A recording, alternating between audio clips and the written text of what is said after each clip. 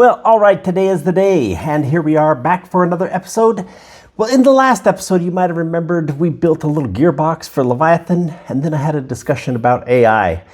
Well, in that discussion, I kind of set up the idea of maybe having a little challenge, finding a group of people that wanted to design a car in AI, and we would get another group of people that just use the old noggin to figure things out and see what they could come up with. Well, it was kind of a bust because not a single person responded on the AI side with an interest to do any design that way. So I guess that idea is kind of dead. Maybe if I'd gone to another channel that was focused on AI rather than you people here who are definitely interested in building things by hand and thinking things through and solving problems. Today's episode, a little different. We are back working on Arete a little bit here. If you remember way back, probably a couple of years ago actually, I built the driver's seat here. And the thing back then is I was trying to be really consistent, producing a video regularly for YouTube. And what that made me do was something that probably caused me a little bit of problems. And that is I would build one part for the video and fail to build maybe sometimes the second part, which was required, or in suspension, 4 pieces that were required. So I've had to do some catch up in building all those other extra parts. In this case, we have built the second, the passenger seat here. We're gonna do a little video today, go look at the production of not so much that seat because that was covered in the first one, but finishing the 2 seats, getting them clear coated and some upholstery on them. And at the end of the video, if you hang around that long, I will also maybe be doing a little short tour around the shop, get you caught up on some of the other things that have been taking some of my time. Anyway, let's jump in, take a look. Now, I don't know why I'm starting off showing you this sanding, because every project starts with sanding, and you've probably seen plenty of that. But I guess just to let you know that a lot of sanding was needed to prep these seats, get them ready to accept their clear coats. I will put a link in the description for the video when I created the first driver's seat, if you want to go back and watch how these seats are actually manufactured, or fabricated, I should say. Anyway, they were prepped, ready to go, and we started putting clear coat on them. It did take a little bit of work to prep these things because I did have a couple of little voids in them. While we were painting the seats, I figured I would go ahead and get this piece of center console trim, which I will also put a link in the video of creating it. But they match, of course, the seats, and so we clear coated all together.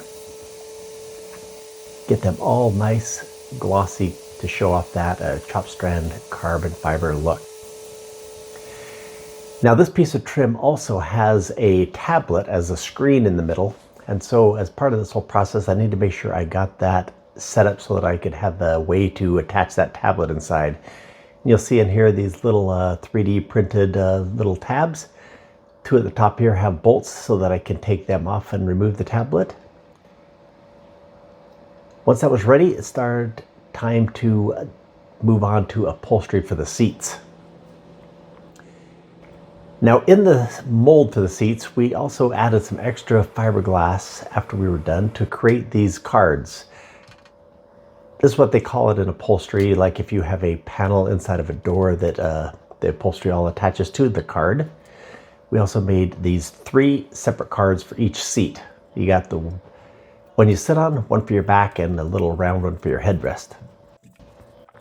Now to pad these things, I wanted them to be nice and thin, and so the best foam I could find was a yoga mat, which is made of 2 strands or 2 layers of really nice soft foam. Once they were bonded onto the cards, I trim it with just a regular old meat carving knife. It has 2 oscillating blades that go back and forth. This is the perfect tool for cutting any foam.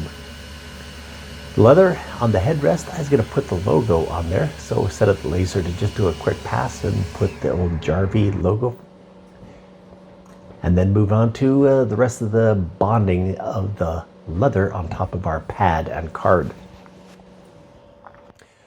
So laid the card on top of the leather and marked it out so I had to just put the contact cement in just the area I needed it.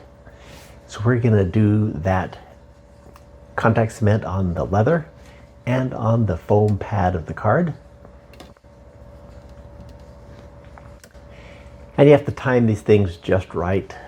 With contact cement, you got kind of a stage where it has its best bonding characteristics, and if you wait too long, then they just start to dry out and it loses a little bit of that.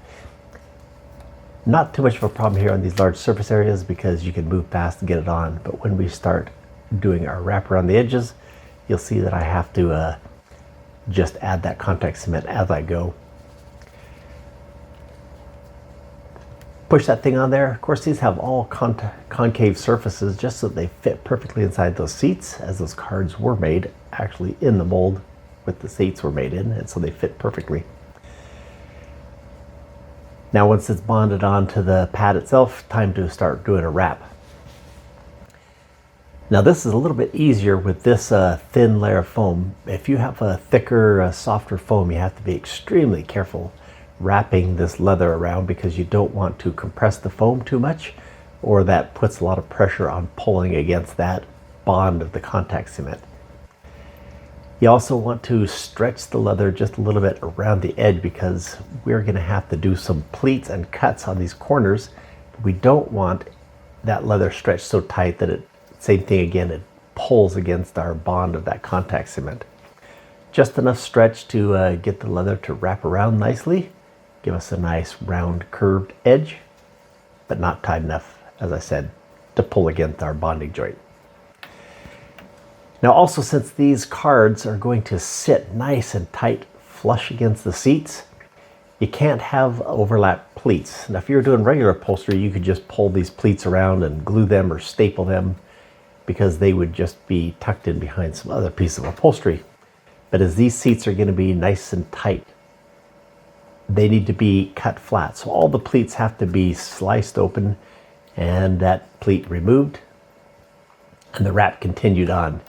You can see me here laying down the pleat, then kind of pulling the pleat tight, cutting out the extra material, and then pushing the leather back to close that little gap. And we'll just keep working our way around here,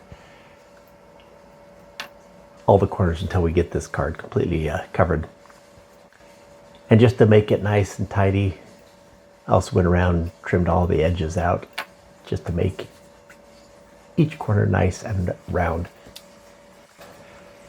Now this piece, of course, had a little bit of a different treatment because it has not only 5 corners. That one inside corner is an inside corner. I don't know what else to call it. But we're going to do the same treatment all the way around this thing. I'll go through and allow you to see this whole thing again. Sharpening my blade because leather dulls things quickly, plus cutting against that fiberglass. Keep that knife wearing down. Had to keep it sharp. We're doing the same thing. Pull that pleat around, take one slice, slice off the pleat itself, and then push the leather tight up against itself. This leather is about a little over a 16-inch thick, so once it's all curved around, makes it to where it lays perfectly flat. Now this inside pleat, you have to be very careful that you don't cut too far because you want to be able to pull the leather and stretch so that you don't see any of that cut. But the problem here is you're going to have a lot less surface area for this contact cement to bond that area. So we'll go back and add a piece of fabric over the top of it to give some more surface area so that that does not get pulled loose. So here I am putting contact cement on that area, and then I have a little piece of ripstop nylon that I'm going to go ahead and also put some cement on. That little ripstop's really thin so it'll conform right around the leather itself and help increase the surface area so that that doesn't pull through. I'm assuming that's going to be a place where a lot of movement takes place on the leather because of your movement of your backside on that part of the seat. That piece will help increase the surface area, keep that bonded in tightly. And there they are. And here is a nice view inside the car with all the pieces in place. And all these cards are just stuck in there with sticky tack because I don't want to actually put the Velcro that's going to hold them in place permanently, because when I'm doing the final assembly on this car, I will probably buff out these seats and didn't want to have that in my way. There's our little logo on the headrest and a chopped strand. And let's take that tour I was talking about. All right, we'll start with this tour. We're gonna do this very informally. We're gonna just take a walk around the car.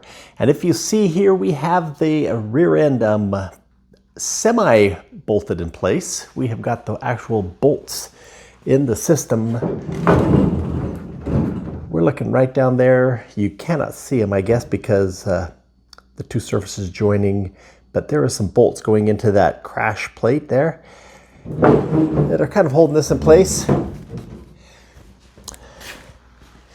And if you see, there's a little Sharpie line running around on there. I'm going to end up trimming this thing to make the fitment work a little better. Have a little ventilation also come out underneath that behind there as well. Also been doing a lot more fitting things here. This is all kind of a not permanent fit, but just a get it really close, because we still have one big problem here, and that we need to flip the tub upside down and do some work on the bottom side of it. And you've also may have noticed as I started walking around here that the car is very high in the air. Not making an off-road version of it yet. I am actually working on getting some measurements. I have two more tabs on the front and the rear subframes to hold the under tray on. It's going to be an aerodynamic under tray. I need to get those tabs placed so that I can build that tray and just have it jacked up so that I can get underneath there and work on it. Also been doing lots of little things around here, but none of them have come along far enough to create a video about it. You see here, I've got some parts, and like I said, this is one of the things I hate about people doing these informal things on YouTube, is because things are rattly and shaky. But you can see here, we will take this in. We are getting some parts. 3D printing these, either to make a mold or to use in their 3D printed form. Mostly take a mold because these will probably be some carbon fiber parts. These I have changed my work style a little bit, and I'm having somebody else take some of the load from me. And this I am having another YouTube channel, Unity Fan, who does a lot of 3D modeling. You've seen some of his work on my channel before. And if you have a project going and you have some need for somebody to do some 3D modeling for you, all I've had to do is scan these areas, send him the scans and a little bit of a sketch so that he knows what I'm after. He sends me the model, I make some corrections or changes, and he models it till the finished thing, sends me an STL file, and I can print him up here. He's a long ways from me, so just a matter of switching files on the internet. Anyway, I'll put a link in the description below so you can go visit his website and see his YouTube channel if you need anything like that done. We have a little bit of a fitment problem here that was created when I decided to join these two pieces. Originally, this bottom quarter was going to stay mounted to the aero system grill in the front, and the whole clamshell here is going on, but I since decided to tilt this whole section up, and so I had to bond those pieces together. Well, that is it with Arete here. Well, there's other things, but that's all I'm going to show you as we walk around. Anyway, let's take a look at some other things going on. This is probably the largest project lately, and this is the new adaptation for Arete. This looks like just a big giant box, but it is actually the mold for the new cab. I'm not going to show you too much detail about that because I got to have something for you to be excited about coming and seeing when we get that video up. But that is the new mold for the cab. We'll walk around here. Since there is a new cab going, we're going to need a bumper on the front of Leviathan. Another sneak peek video coming for that as well soon. Over here, we have some parts in their ceramic shell form getting ready to cast. We got a couple pieces right here that you will see a video one day for Basement Supercar Build, another channel, gentleman building a car from scratch. If you want to go check him out, link Basement Supercar Build here on YouTube. Those hinges, I have been working on getting my foundry equipment all set up a little bit better out here so that I can actually just come out here, flip the switch and get going rather than have to pull things out and set up, because we're going to be doing a lot of foundry casting. I'm going to move back into a little bit more in the art world and do some things. I have a son who's also working on big art projects that we're going to be doing a lot of bronze casting. So that's taking some time to get things set up out here in the art world. This has kind of been the summer for building bridges. I've had this problem where I've got the shop door faces to the backyard here. And before I had this small area right in here that I had to back in to be able to go into the shop, because I have a canal that sits up against the back of the house. But this summer built a bridge, had an old truck frame. We built some abutments, set the truck frame on there, set up our forms and cast the bridge across it. So now I can go straight shot through into the shop. One bridge. While you're looking in there, you'll see a school bus behind there. A friend of ours converted that into a schoolie RV and then had to sell it, gave us a very good price. We needed a guest house, and so the schoolie came to live with us, but I could not handle, my wife could not handle having a big yellow bus in the yard. So spent some time getting that ready and putting a different color on it. Here we have Leviathan looking sad and lonely, stuck off into the side yard while we worked on the bridge.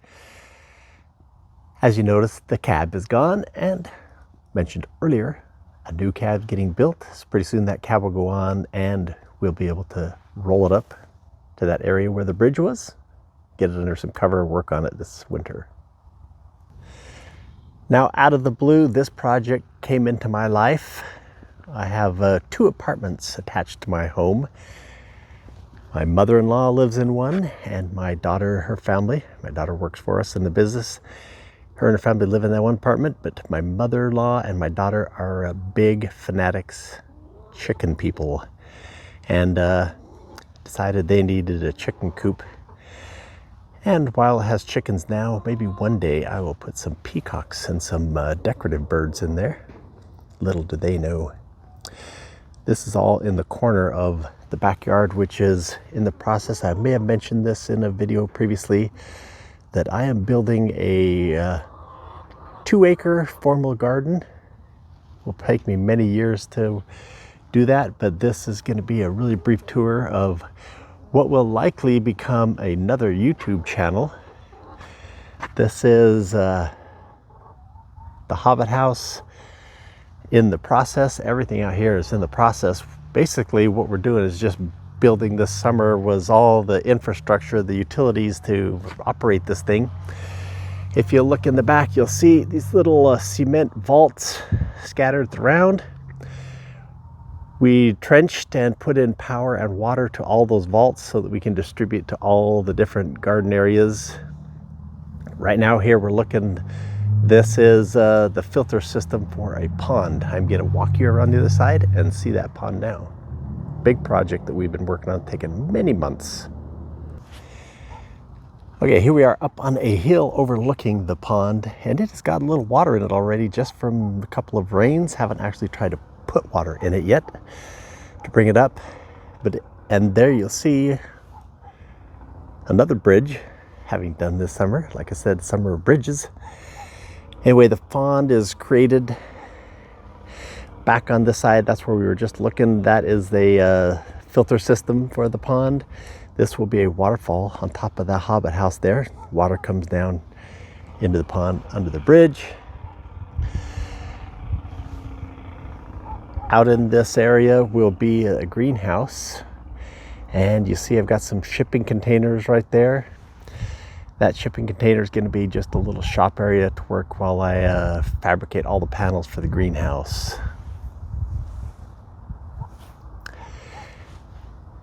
And as you can tell, all these rocks, massive rocks, took an excavator to set them all. And the story of how I actually came across getting hold of these rocks, which I never thought I'd be able to do, being if you try to buy landscape rocks, you could never afford this kind of project, Anyway, if you want to know that story, you'll have to wait, see if I put that channel up about this garden, and I will tell that story then. One more shot of Leviathan, but actually what I'm taking a picture of is these power lines here. This is a new power line that's been added overhead to get across the canal, where I have a easement that I can't interfere with, but we've come over here, brought the power in, gonna go underground, then out to the garden. Working on that right now, getting everything hooked up. That's taking quite a bit of time to do all the trenching for water and power out to the garden. Because you will see, I don't know if a 4K video is going to be able to allow you to see this, but underneath the tractor runs a trench out to that tank right there. That's the well, 460 feet away. So between the trench going all the way to there, alongside this shipping container, there's an electrical box right there, and it distributes out to 9 different utility vaults. Quite a project just to get the infrastructure. Has taken me pretty much the whole summer between that and the other projects you've just seen. But as you can tell today, kind of a bleak and stormy day. That is good for you. Well, as you can see, a lot of the stuff that's been going on the last few months has been out in the yard doing some of that gardening stuff. And now we will be forced to come back in because here in Southern Oregon, coming into the late part of December, January, first part of February, we get a lot of rain around here. In fact, that rain will probably drive me inside to get a lot of work done inside, which will mean we'll be focusing a little more on Arete and Leviathan this winter months. Anyway, that's good news for you here to see those projects, of course. Anyway, that will be a focus for you people since that's what you're here to see anyway. So come back, visit us again, see what's going on here in the shop the next few months. Thanks for stopping by today. Come back, see us again.